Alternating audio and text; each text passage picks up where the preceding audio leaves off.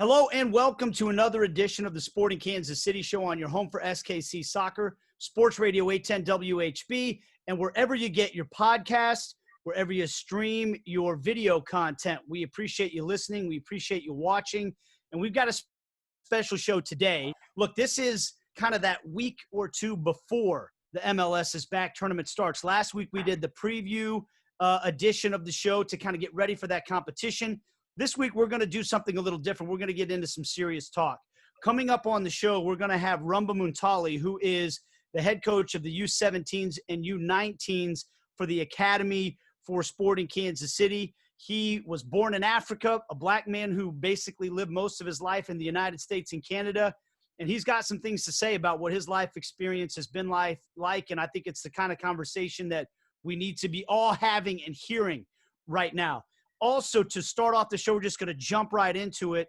We've got one of our favorite guys, man, a guy who I think when we saw the newspaper article in the Kansas City Star that came out, what was it, a couple weeks ago now, I think, I can tell you broke my heart a little bit. Reading some of the things that Khiry had to say. This is Khiry Shelton, by the way, who I'm introducing forward for Sporting Kansas City. And the thing that stood out to me in that article was when Khiry said, I want to be a ray of sunshine for people, and I'm not always viewed that way just because of the way I look. And, man, that hit me hard. So, Khiry, first of all, thank you for joining us on the show today. I'm here to say every time you've ever been on the show with us, every time you've ever interacted with me individually, you have been nothing but a ray of sunshine and positivity. So I am so sorry if you've never been treated that way or haven't been always treated that way by people, but I want to say that up front, and thank you for joining us on the show today, man. How are you? I'm doing great. Definitely hard times right now, but hey, always looking forward. And ready to get to Orlando. Okay, so look, you made no bones about it in those comments about how hard this situation has been for you, and obviously not just over the past couple of weeks, but your whole life probably. What has it been like since then? Like how would you describe your experience since this movement began? I know we're going to talk about the Juneteenth situation and the statement that you guys made as players that day, but just in general, how has it been any better? Have you been able to take any positivity from the momentum that has gathered around this, or has it still just been a very difficult time, or maybe a little mixture? How would you describe what this has been like for you? Yeah, it's a mixture for sure. But it's very empowering and eye-opening to see so many people that care, and that gives me hope for my life, my family's life, everyone's life. I think you have a bunch of different races coming together, standing up for what's right. That's for me the biggest thing. Khiry, what have the conversations been like with members of Sporting Kansas City? As we know, players on this team come from different countries, different backgrounds, have different color of skin. What have the conversations been like in the locker room between players?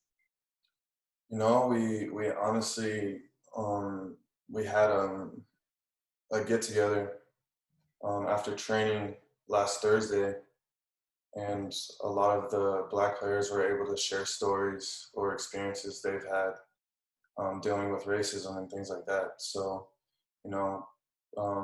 it's crazy because Matt Beasler, the following the Saturday, because we didn't have training on Friday, it was funny. We showed up to breakfast and Matt Beasler was just like, he told us a story about, because we had our June 19th t-shirt on. Yeah. And he was wearing that, and he went to Home Depot, and he caught eyes from everyone, and he was just like, I felt uncomfortable, and it was a weird feeling, and I was just, me and Eric Hurtado were just sitting there and listening, and we kind of like chuckled because it's normal for us. That happens to us on a daily basis. And he just explained, you know, how he felt and that he understands, and he got to see a glimpse of it for a short amount of time through his eyes. Yeah. Oh, yeah.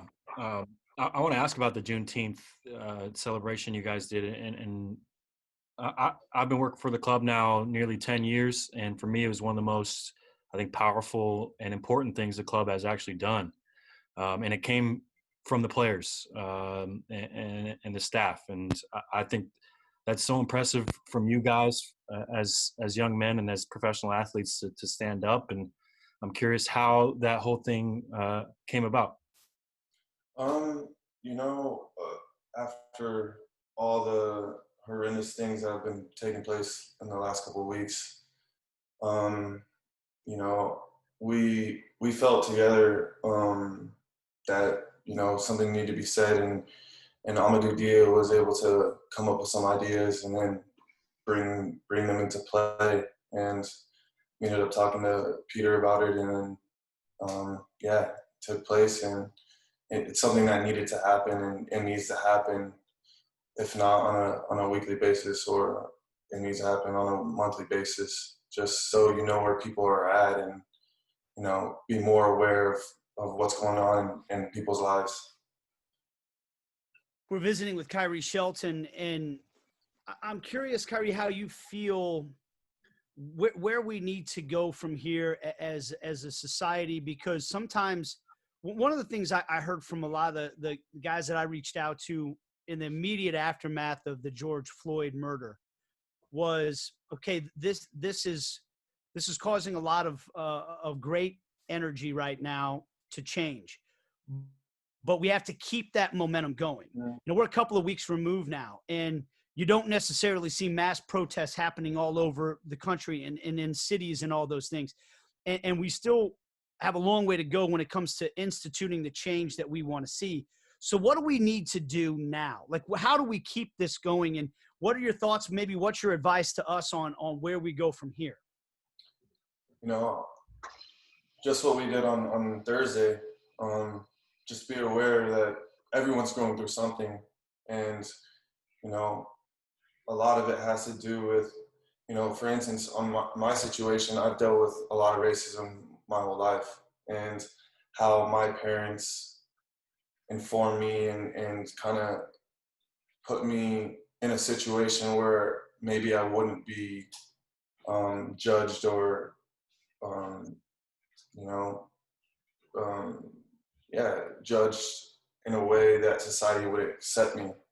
So, you know, I think we need to continue. I mean, social media is huge. I've been sharing tons of videos, tons of posts of people who've dealt with racism and police brutality, whether it's verbal or physical, and keep sharing it that way. You know, people are doing all sorts of things. I mean, there's no right or wrong way to do these things. I don't think violence is a way to do things. But, you know, I just say to share and to just look at the person next to you and just know that they may be going through something, and continue to have talks that may not be very comfortable for yourself, and just to learn and to grow. I think that's the only thing we can really do. And just know that a lot of the times it's not easy to have conversations, but a lot of the times, such like as myself as a Black person, you know, we've dealt with a lot of stuff, and, you know, it's time. That's why I use my platform to speak out. I know I don't really speak out much or don't say much, but, you know, this was my time to do that, and I'm not going to be quiet about that anymore. Yeah, Khiry, the Black Players Coalition of Major League Soccer was another important thing that happened on Juneteenth. How important is this in the step of the many that need to happen, but a step in the process of getting Major League Soccer and sports in America and just our country as a whole to where it needs to be as far as racial injustices and equality go? Yeah, no, it's super important. And I was glad that, you know, everyone came together on this, and we've had talks about what we need to do to make more progress in different areas. But it's huge, and I think every league, every league needs to have some type of structure and group where they can talk about things they've seen and haven't encountered, just so that everyone can be heard and everyone has a voice. So Definitely. I think along with that, Khiry, we're talking to Rumba Munthali coming up, and the diversity in coaching in America is something that has been just recently kind of been talked about, I think. You yourself, how diverse have you seen U.S. soccer been coming up through the system as a youth and now to become a pro? Yeah, I've been blessed. It's a very diverse sport, since I was a child. Yeah, I played with people of different races, ethnicities, and it's really cool to see that I've never encountered or come across anyone that's been bad or prejudiced or racist in this sport, and that's why I think I fell more in love with it, because it's so different, and you get to see how different families, how their culture is, and how they do things on a daily basis, what type of food they eat, how their parents create structure. And it's a blessing, really. And I think that's one of the reasons I fell in love with soccer at a young age. And I was raised by two loving parents that showed me, and I believe that I was raised the right way. I was always told not to judge a book by its cover. That was something my mom would grind it into my brain. You never judge a book by its cover, because you don't know what people are dealing with on a daily basis. Again, we're visiting with Khiry Shelton. And Khiry, you mentioned you flat out said you've dealt with racism your whole life, and I know that there's different forms that can take on. There can be the covert racism, where maybe somebody walks to the other side of the street. They don't necessarily say anything out loud. They don't come out and say what they're thinking, but you can see it. And then there's just flat out overt racism, where someone might say something or do something mean and hurtful to you. Have you experienced both of those in your life? Oh yeah, several times. Several times. How old do you think you were when you first realized that there were going to be people out there that judged you differently because of the color of your skin? And do you remember that moment? Yeah. My mom, I've been able to reflect a lot lately, and a lot of things had popped up in my brain. But it's crazy, because my mom, I don't know, we've talked quite a bit lately, but there was things she did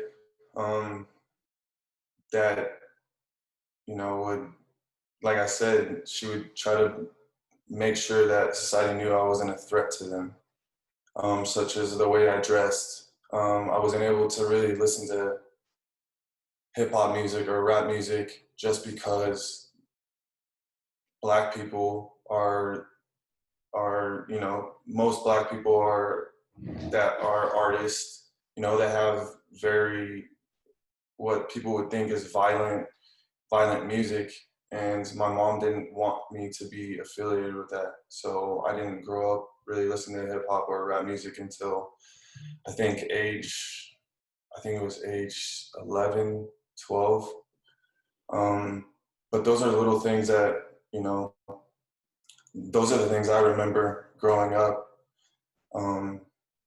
obviously. And then my father, he was always telling me, as I got a little bit older and into high school, never get in trouble. Like, whatever you do not get in trouble, because you will have a harsh punishment And, it's crazy that they had to tell me those things because they dealt with racism themselves, being a mixed, a couple that is from different races. And, they obviously saw a lot of that, and it wasn't fair at all for them. But, they're loving people. Khiry, And I wanted. Oh, go ahead, real Nate. quick, Aly, your dad was active military, right?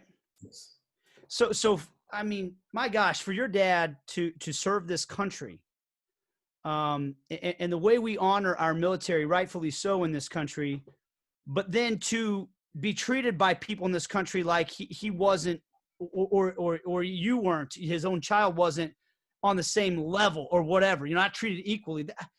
That's infuriating. I mean, that how can you, I almost want to say, like, how can you be so calm and so positive with that? I mean, that makes me angry, and I'm not even the victim of it. You know what I'm saying? I'm so impressed. I don't even know if impressed is the right word, but I don't know even what my question is there, but that's gotta just make you so angry that your dad could have been, a person who served this country, fought for this country, and to be treated that way by people in this country. Yeah, it's crazy. It's crazy. It's crazy to think about all that stuff. But it's still going on. I mean, even the police stuff. We had talk. We've had several talks. A couple of weeks ago, my dad got pulled over by police, and my dad doesn't break the law. My dad served the country, like you said. He did 22 years of serving, and he still is getting pulled over for no reason, and cops can't explain why they pulled him over. It's crazy. Same with my brother, my younger brother. He's 23. Same with him. When we have these talks all the time, he'll just say, "Hey, I got pulled over today," and he's like, I wasn't doing anything unlawful or anything like that." And it happens, and it's something that we've. I wouldn't like to say it, but we've got used to it. We learn to adapt, and we're just like, that's why he's told me since I was a young boy, don't get in trouble, because you say one wrong thing, you make one wrong action, and then your life's done. It's incredibly heartbreaking, and I earlier a couple of weeks ago, when this all really started to come to a head and players were making comments, I remember just reflecting, having 3 younger brothers of my own, and just feeling so fortunate that they've never had to experience that, but at the same time being so angered that kids just like them, their peers, their friends, their teammates, that's their life experience. But something that part of this entire movement, and something that happened back in 2016 with Colin Kaepernick and in the NFL, was kneeling during the national anthem as a form of peaceful protest. For you personally, I don't know if you've had conversations with members of Sporting Kansas City, players across the league. Is your plan during the season or during the tournament even, to kneel during the national anthem as a form of peaceful protest? And do you see that being an action a lot of players in Major League Soccer take? Well, I don't know if you know, but they took the national anthem out, which is quite crazy to me, because especially at this time, why would you take the national anthem out? That's something we've always done as a country in playing sports. We've always had the national anthem played, and we stand there to represent. And it's very saddening to hear that, because, being a Black player in this time, it's very emotional, and, we want to show our voice, but, that's fine. They can take that out, but it's still not going to stop me from standing up for what's right. And I'm sure I will end up doing something. I know a couple of players have talked. We're going to do something. We're kind of still planning on what we're going to do, but it's still going to be done, and, we're going to be heard. I'm glad you said that, Khiry, because I was wondering if you guys were a little worried about, with NBA starting up, with MLS starting up, sports kind of getting back into the mainframe, were you worried about the Black Lives Matter movement maybe losing steam or getting shoved aside as people want to seek normalcy from COVID and maybe are just scared to talk about this type of stuff with these tournaments starting up? Is that a worry of yours? No, not at all. It's not a worry at all. I mean, obviously, players were angered by that, and I think it's good. We're entertainers. Where people look up to us for what reasons. Maybe they think we have tons of talent and stuff like that. But I always say I'm a human being. I'm no different from you, no different from anybody else. I just was blessed and supported by amazing parents to get me to where I am. So we're no different.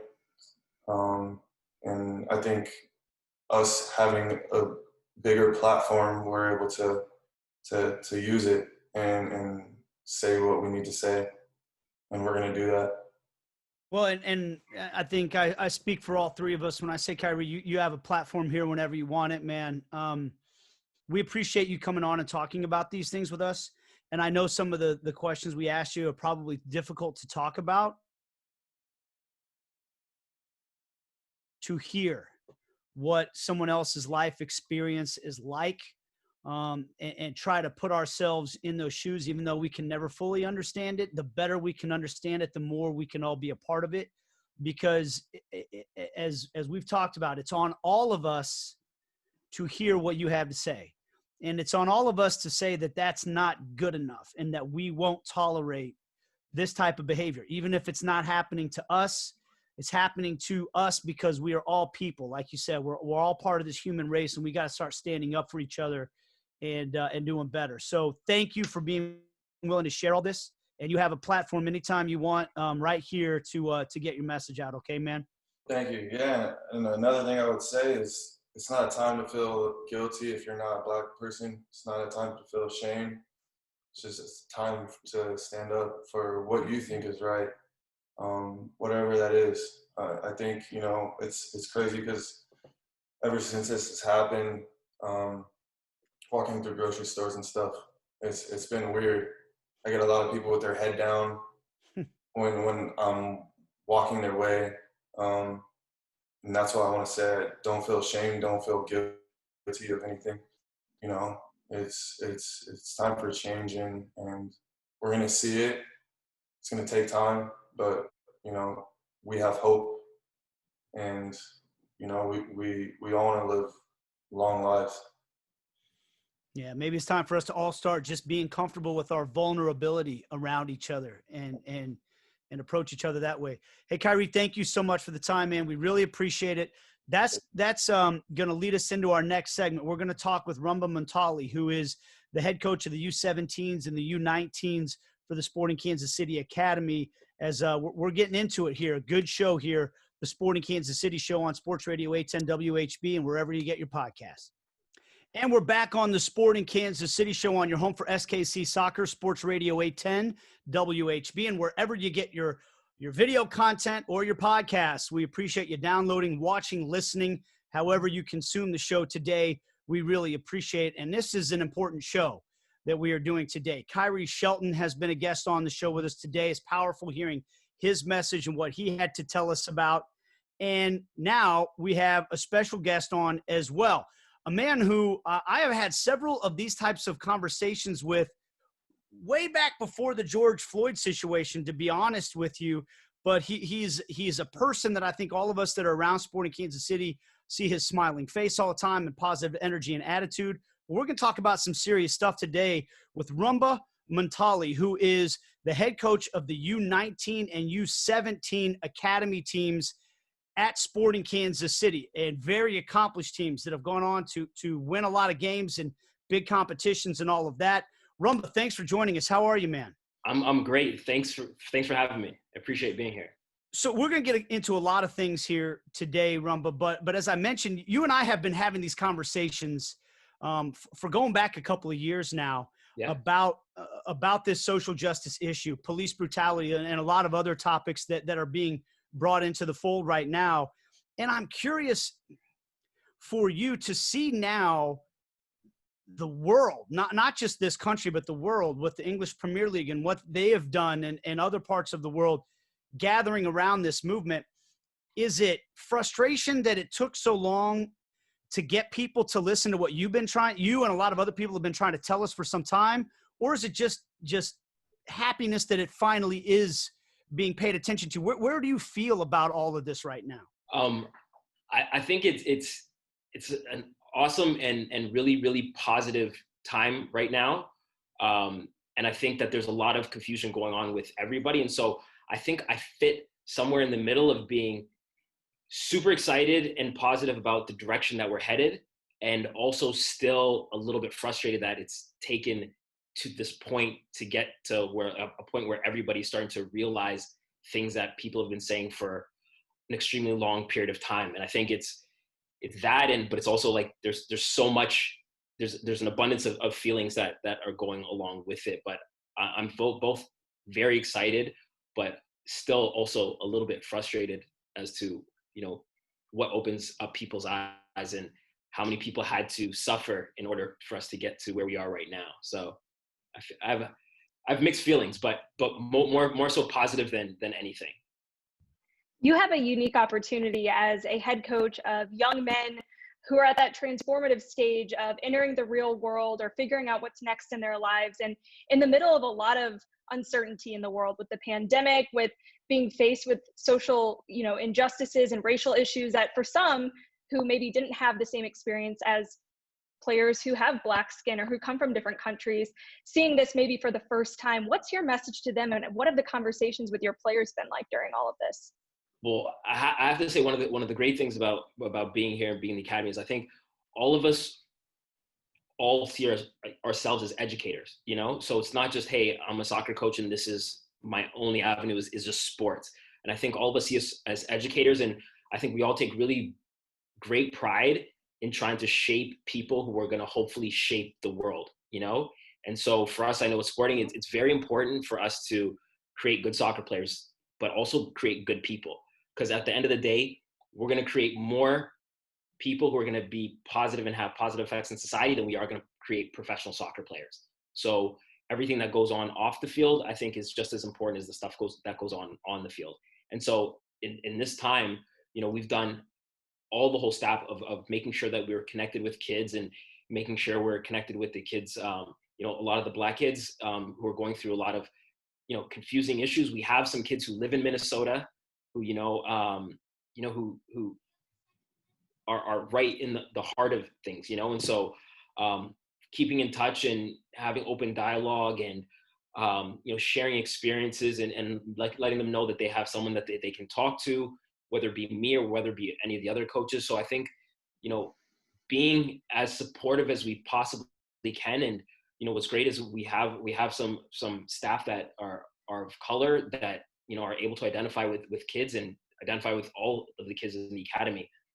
So I think it's great to be like a sounding board and talk to the kids and show them the positivity of what's going on, and also to show them that we're making steps, and there's steps in a lot of things that they're going through now we had already gone through. And I think now there's more support from everybody in the world, as to social justice issues, and so there's more support for the kids too, but they have somebody outside of their family that they can talk to with, none of us having to judge, and us just being open and wanting to help as much as possible. So I think that we've all taken the extra step, especially because of the pandemic, that we're not around these kids every single day, that, we're checking in daily and having conversations. And, you get calls from kids at midnight, who want to talk. And I think that all of us take our role very seriously, of not just being soccer coaches, but being, mentors and sometimes father figures to kids who are going through a lot, and not just the kids of color, but just all the time of kids who are going through a lot. And so I think as we're all educators, we're trying to do our best to help these kids come through this time and see the positive direction and how there's obstacles and hardships that you have to go through in order to get to where you want to be and be the person you want to be. So I think we're trying our best to show that and do that and support the kids and everybody from John Perry to, Declan Jogi and our whole staff. Everybody's done a really good job of reaching out to all the kids and even the kids who aren't on your team. I talked to Kelly Caputo, who's a U15 coming up. And so we're trying to make sure that we're visible in their lives and we're there to support. You talk about being an educator and wanting to, help grow these young people into good people. And that reminds me of the very player-led Juneteenth celebration that just happened from Sporting Kansas City this past weekend or last Friday. Some of those former academy players were involved in that as well. I'm curious what you made of the show from the players and yourselves as the staff on Juneteenth. Well, I think on a couple of levels, it's amazing, first and foremost. But what's great about our club, I think, is the culture in our club allows people to express themselves, right? And so for the players to take initiative and say, hey, this is something we want to do, this is something that's important, to be in a club like ours where, first the ownership and also the people who are leading, and with Peter and Jake who are leading from the technical and the front office sides, to be able to allow you to express how you feel and what is important to you and have that platform. I think it's extremely commendable by the club to allow the players that platform to speak and voice how they feel. But I also think that it shows the connection that is here throughout the club. So, the players stand up and they say they have a voice, the coaches listen and also want to support. And so I think that if you look at the first team, if you look at the academy, I think it mirrors each other a lot where, the first team coaching staff allows the players to have a voice and say what real issues are on their brains and their hearts and listen and help them express. And we try to do the same thing here in the academy with every issue that we have, of giving the players, a platform and a voice and support to show how they feel. And what's great is because you have a connection between the academy and even just the first team, over the past month, we've had a bunch of first team players get on Zoom calls with our academy kids, and so just the connection of that allows the players to feel supported, not only through their coaching staff, but also through the guys that they aspire to be. When you talk about Khiry Shelton had, a Zoom call with the U17s and U19s, but U19s were heavily in that group. And the things he shared and he was open, he was honest and upfront and, really, really intentional about what he shared with the players. And it was heartfelt and it was moving. And, for the kids to see that, I think they also have strength to want to aspire to be them, but also want to have a voice and want to say things and feel important. And I think the celebration, it shows the importance that the club has for the players, and especially the players of color, but also that, the importance that the first team players have pushed through the academy kids, and the connection and the mobility, that you have a voice, you have support, and all of those guys have reached out and said, if you have issues, you have problems, reach out to us, talk to us, And so I think just the culture of the club has allowed a lot of people to have a voice, and the Juneteenth celebration is a perfect example of people who are usually the minority in, maybe not the most vocal about what is going on in their personal lives, allowing them to have that platform to speak out about what is very, very important to them. Because I know when you look at the kids from the academy that have gotten signed, when you look at Cam Duke, Jalen Lindsay, Busio, they're all kids of color, and they've all come through, and all of those guys do a great job of coming back to the academy and giving back to the kids and interacting with them and showing them this is a tangible thing. But also I think their openness and vulnerability shows them that, these are people that, and showing the academies, they're people that have gone through very similar situations. So I think it's great that they're leading and showing, just the power that they have and the ability that sporting allows them to express themselves. Once again, we're visiting with Rumba Munthali, who is the head coach of the U19s and U17s at the academy level for sport in Kansas City. And Rumba, over the years, just getting to know you, you've told me about a lot of different places you've lived in your life. So maybe if we could do a little cliff notes here, where are you from? Where did you grow up? And why did you move so much? Okay, so I was born in Zambia. I was born in Zambia. To make it a long story short, my father was actually a political prisoner. So my father is a research analyst. And so as things are, tumultuous in Africa at that time, in Malawi and in Zambia, my dad was a political prisoner. So when my mother was pregnant with my sister, my father was in jail. And so he was a political prisoner for 4.5 years, almost 5 years. And when they got out, my mom got pregnant with me, and then my dad ended up moving to Syracuse and bringing the family. So my dad moved to Ottawa, then we moved to Syracuse. My dad got his master's degree at Syracuse University. Then we went to Toronto, and I spent a good portion of my life growing up in Toronto. And then since 18 to now, I'm 42. I've spent between 18 and 42. I've spent more time here in the States than I have anywhere else. I went to the University of Alabama, Birmingham, and played soccer there. I got drafted by the Montreal Impact. I ended up playing with the Richmond Kickers. I went back to play with Toronto. Then I went to live in China and played in China for 5.5 years. When I retired, I came back to Toronto for a little bit, and then started working here in 2016. And me and my wife moved here, and we've had both of our sons here. And so now this is where I live, and this is where I am. So you've been around the block, man. Yes. From upstate New York to Canada, Toronto, a major city in Canada, to the deep South in Alabama, to the Midwest. And we talk about this American experience of what it means to be a black man in the United States of America. And maybe you could touch on also what it means to be a black man in Toronto. And now a father. We've heard a lot of people talk about what it's like to raise children in the fear of what could happen to them or what they're going to be treated like growing up. How different and how much have those experiences shaped you? And maybe what would you want people to most know about what it's been like for you in your life? I think that what I'd like for people to know is, as a black man in America, you're constantly aware and hyper aware that you're a black man. So it's, for me, on an everyday basis, I'm always reminded that I'm black. And it's not like I can go home and take off my skin. And it's something that is with me, and it's something that guides my decisions almost every day.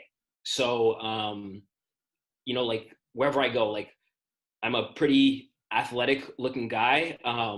But like, if you looked at me and Nate, you said, and I like to be very positive, and I like to smile, and I like to, be kind and gentle with everybody. But like, if I'm having a bad day and I look mean and I want to put my hood on, I look like a very totally different person.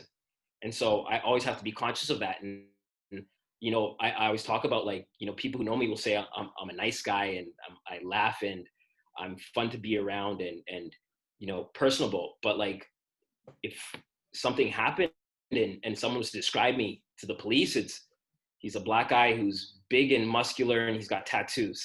It's something that I have to be aware of how I look, how I present myself in every situation I'm in, how I speak, how I confront people. Because if I don't approach people properly, situations can go left very quickly. So I live in Waldo, which is a pretty diverse area, and I go running in my neighborhood every day, and I have to run the same routes so people know who I am and have seen me run there. If I veer off, I end up in someone else's street that doesn't know who I am. You don't know what's happening. But also, I can't run at night, so I have to balance my day so I'm running in the daytime, because if I run too early in the morning, it could look like I'm running from somebody's house. If I run too late at night, it looks like I'm doing something wrong. So, and that's just perception to people. And so these are things I have to think about all the time, you know, like when I finished playing, I wanted to treat myself. So I bought a nice car, but I also have to think about driving a nice car. I've been stopped a lot, you know? And so every day I have to figure out how I approach people. You know, last year I was walking in the store and I saw an old lady struggling with her groceries, you know, and I had to think about how do I approach her so I can help her, you know, because I don't want her to be fearful. I don't want it so it's an everyday, there doesn't go a day that I don't know that I'm Black with everything, you know? And so that's the one message I think that people should know. And it's not me complaining. It's just the reality of my life is I can't go into every situation and not think about it and not think about what could be the negative outcome, you know? And so dude, I run whenever I want. Yeah. I run, I get the kids to bed. I put them to bed late at night. My wife worries a little bit, you know, she's like, take your cell phone with you so I know you haven't been kidnapped or something. Yeah. You know, but that's it. Like, I don't have to worry that any of the neighbors are going to think that I'm a suspect or a dangerous character or anything like that. These are the things that you're talking about. It's a difference. No one's ever been scared of me in my life. Yeah. Right. I'm just this scrawny dude, you know, like, no, that's not a thing. And it's something when you talk about like what we take for granted in our everyday existence is the stuff that we never have to think about. Yeah. You know, and as a white person, how many times are you the only white person in the room? And if you have ever been that as a white person, how uncomfortable did you feel? How aware of your whiteness were you at that point, you know?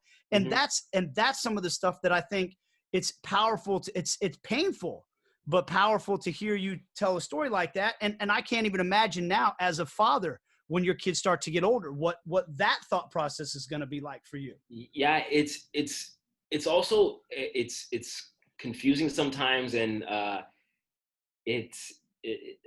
wouldn't say it messes with your mind, but it makes you think, you know, like, I'm always very aware of myself and my actions, and I'm deliberate in what I do. And, you know, I've talked to my friends, I talk to my parents, and I think about the things that my parents have instilled in me about how I need to act, because people don't always see, you know, someone with the same skin color as I have as positive all the time.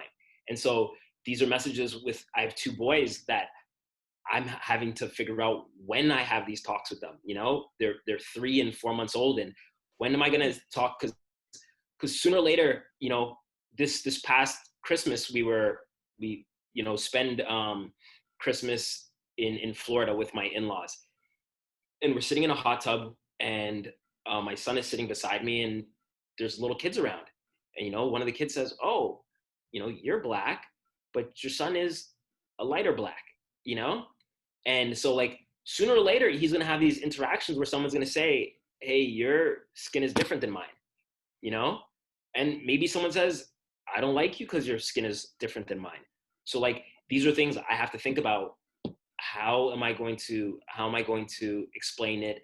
How is, you know, and you have to pick the right, because I mean, I have had, like, my favorite uncle is white, you know? And so for me, I've had good Black people, bad Black people, good white people, good Black or white people in my life. And so I try to judge every single person on their merit, you know, and our interactions. And I'd like for my kids to grow up the same way. But I still have to make sure that my kids realize that they're not the same as everybody, and they're not going to be viewed the same as everybody. And so you're going to have to figure out how to navigate yourself in different social circles, you know? And it's something that I think about all the time.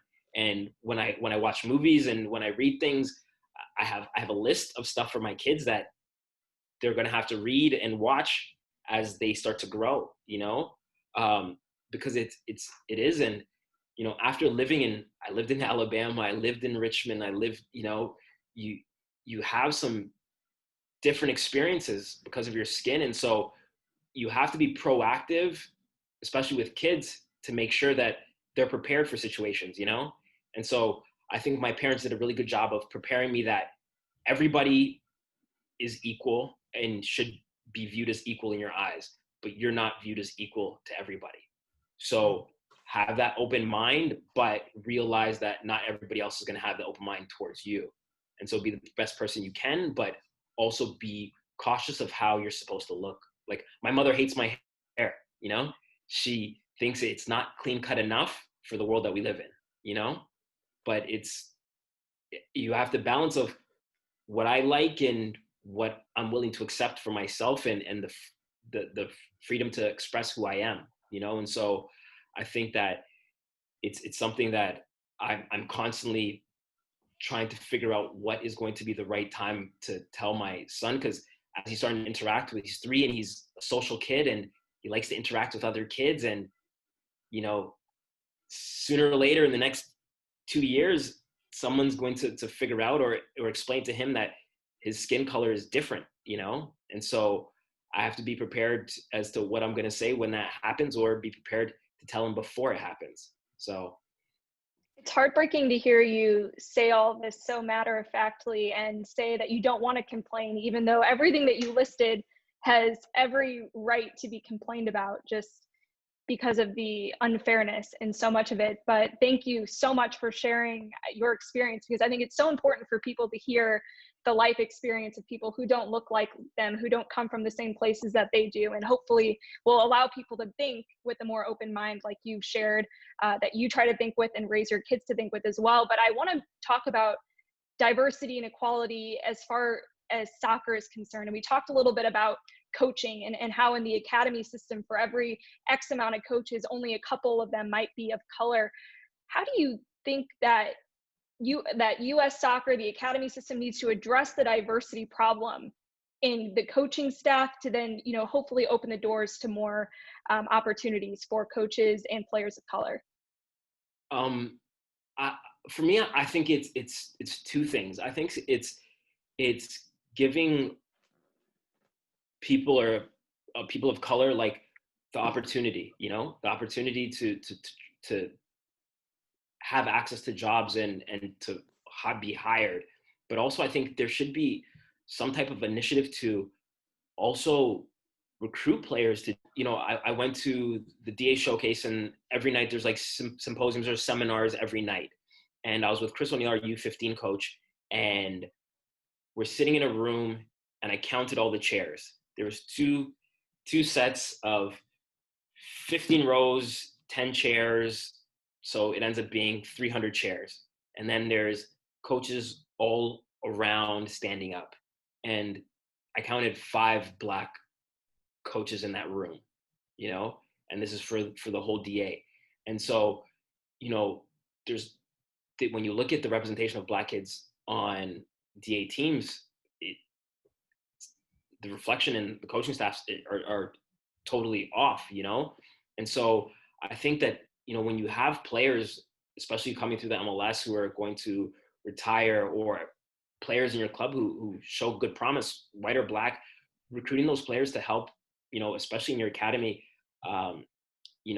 bring along the younger players and the players that are coming through your system. And I think it's a big thing. And, I think if you're good enough to play, not everybody's good enough to coach, but I think that there's enough articulate, intelligent players of all races that can come and coach. And I think that there needs to be not just an emphasis, but like just an honest, opportunity to have access to those jobs. And one of the great things about sporting, and I've had this conversation with Peter Vermees, I've had this conversation with John Perry, is what they've cultivated here with our technical staff is amazing. Our academy staff, you have, someone you have me who is Black, you have Declan who's African and Indian, you have Luis Pacheco who is Mexican, you have Colby and Chris who are both, American and white, but we have, Spanish speaking people who work on in the athletic department. We have, people of other races working with the strength and conditioning. And so kids always have somebody that they can identify with or that has somewhat of a similar background, which also makes parents feel, that a little bit more secure that they're sending their kid to a place where everybody's represented, And so I've told Peter and John Perry numerous times that, what they've done with, especially with our academy, is they've put in an academy staff that represents everybody. And so kids, and it's not just Black kids, coming and talking to me, they can talk to Chris, but there's always somebody who you can identify with, because all of our personalities are different, all of our races are different. There's always someone that you can identify with. And Peter and John have done a great job of making our staff very, very diverse, which is very important, because also sometimes with kids, like we have some African kids in the academy that Declan and I have been able to relate messages from their parents because our parents were similar, and so you have this diversity, and it allows people to bridge gaps, between parents and technical staff, kids and technical staff and, the communities around the area, and so I think that having diversity is only a positive, and it's only a positive because you are now on your staff representing more people that make up the community and more people that make up the membership of the city. And so I think when you look at the country and you look at the players, there's a lot of Black players, that are playing in the MLS or playing in the MLS.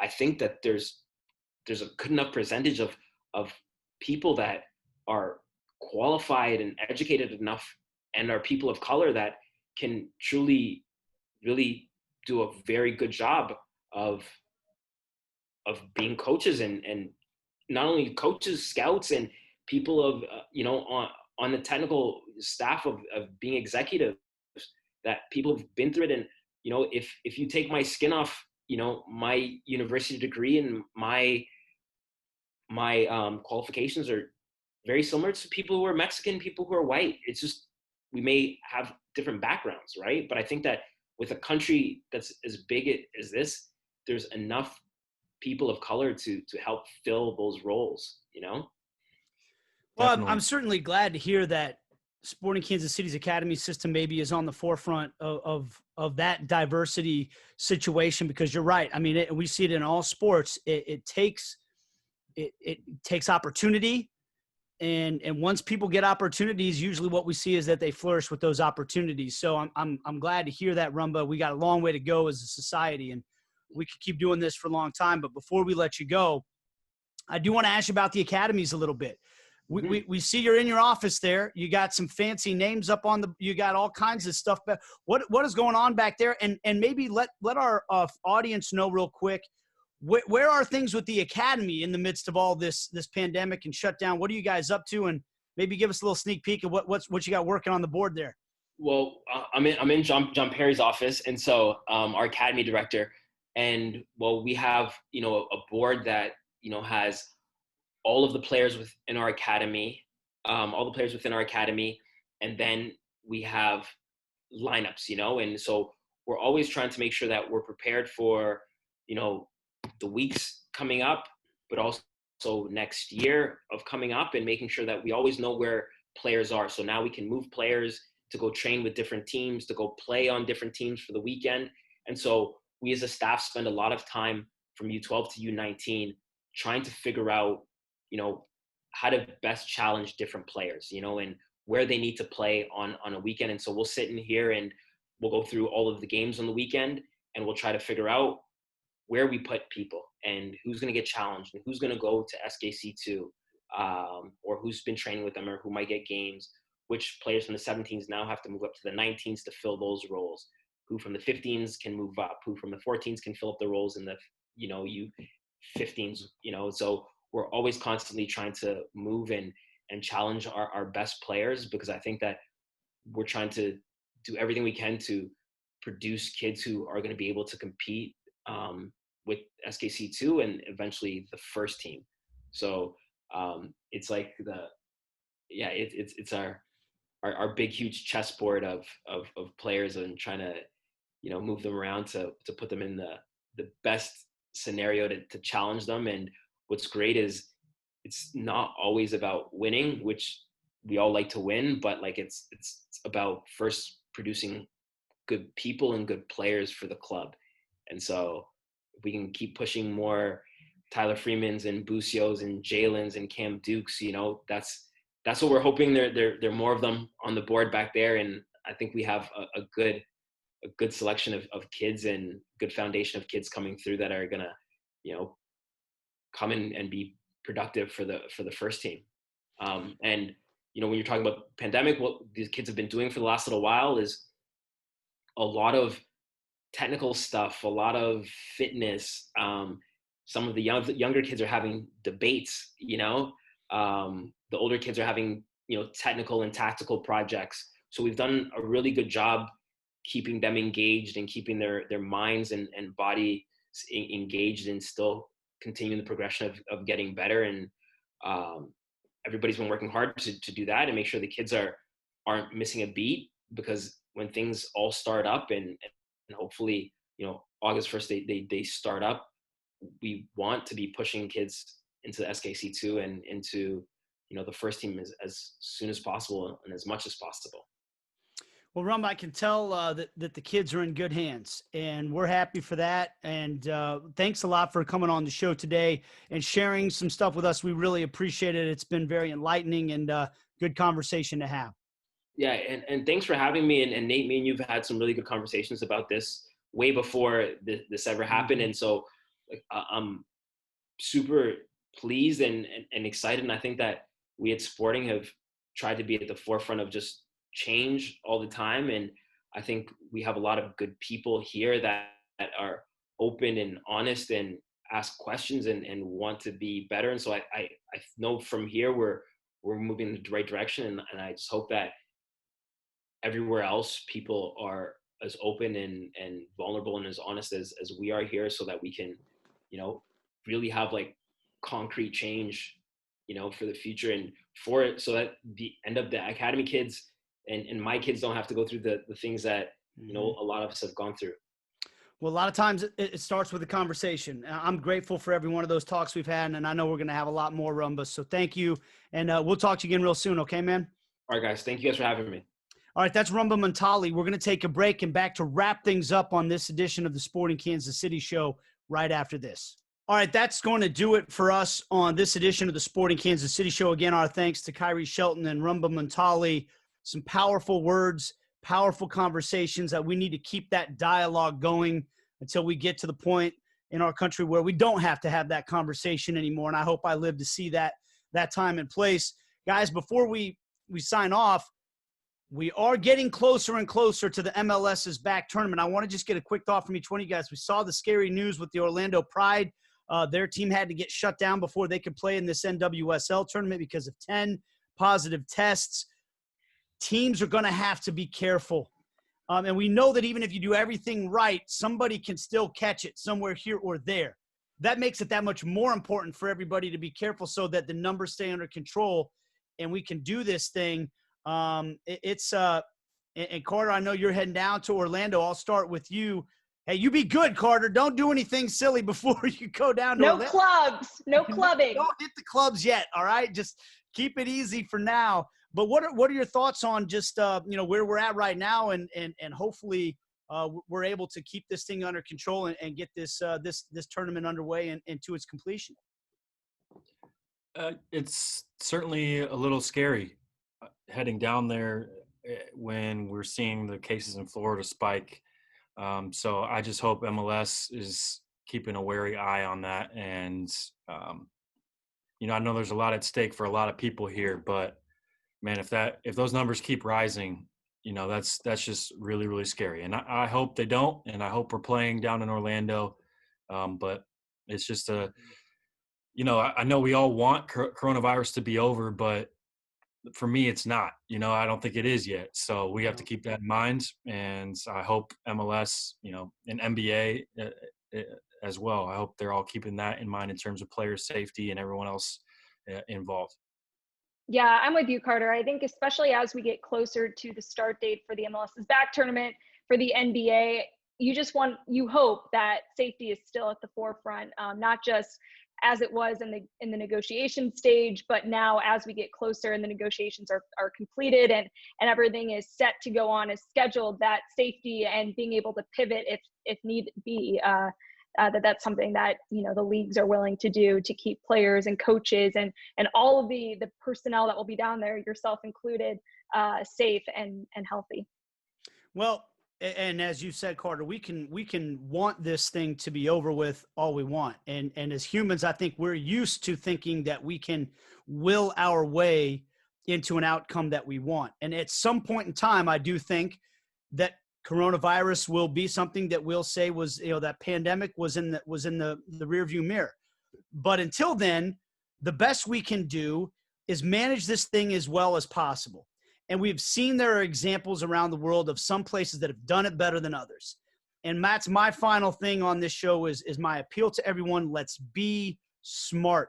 We can do better with the way we socially interact right now. It doesn't mean we have to stay in our bunkers and never come outside, but when we do, let's wear a mask. When we do, let's practice social distancing.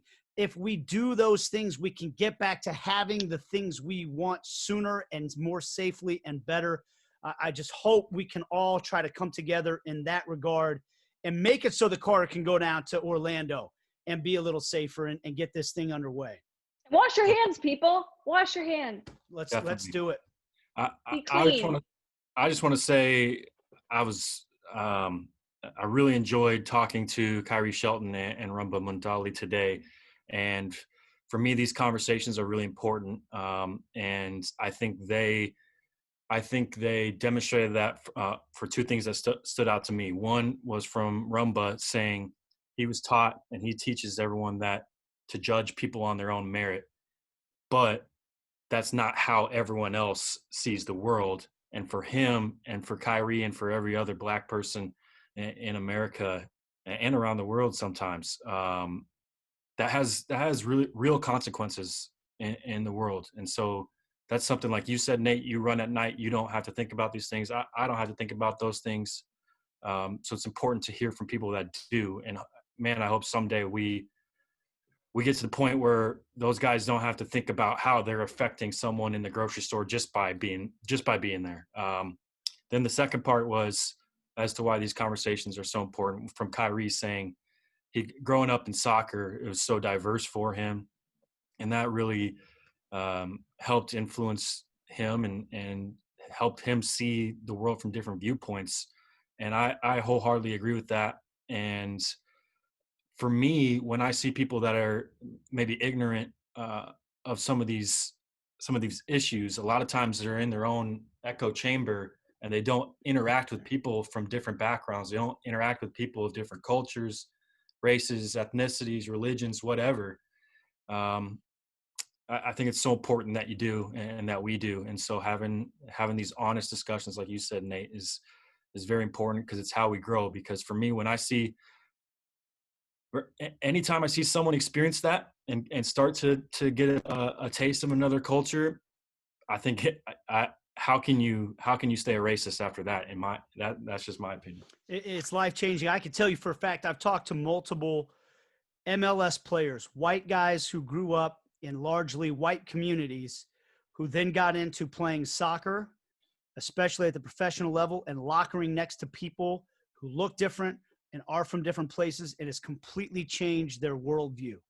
And we need to seek out those interactions, not just let them come on to us. We need to seek out those interactions. And the more we do that, the more of a greater understanding we will come to one another. There's absolutely no doubt about it. And the last thing I would say to amplify your point, Carter, as well, you might hear Rumba tell a story about how he has to be conscious of what time he runs at night or something like that. And I would say, Aly, you probably feel the same way as a woman in terms of wondering whether I'd tell my wife I don't want her running by herself. Because I don't even like to go to my car at night, if I'm being honest. so these are things. And as a person who doesn't have to worry about those things, it's easy to dismiss that and say, is it really that big of a deal? is it really that big of a deal? You have to pick what time of the day you run. But if you hold a 5-pound sack of flour in front of you for 10 seconds, it's not that big of a deal. But if you carry that weight for an entire day, it will exhaust you. Mm-hmm. Now carry that weight an entire day, every day, your entire life. And that's what we're talking about. That's why those little stories are stories that affect a person's entire life, that they live with constantly. And that's why we should not minimize those things. That's why we should try to understand those things. And that's why we should all try to see what we can do to make it so that people don't have to live with that extra weight on their shoulders constantly every day. And with that, and I just want to throw in one thing, because Juneteenth was a big topic of conversation in this show, and in sporting, they had this iconic photo and really just made a statement and kneeling together in this very powerful moment. And Juneteenth for me was really special this year, because this is something that I don't feel like I understood or studied or was taught as much about growing up in the way that I think would have benefited me more in my later life. And so for me, it was I almost look at it as like a door opened into an entirely new point of view. And I hope that it was a day of learning for many people who don't have the same experience as Khiry or as Rumba. We're learning a lot of history that we weren't taught in school. And hopefully that starts to become something that is taught in school, and we learn a little bit more about. So, hey, good stuff today, guys. It was a good show. And again, thanks to Khiry and to Rumba for joining us. We will see you next week on another edition of the Sporting Kansas City Show.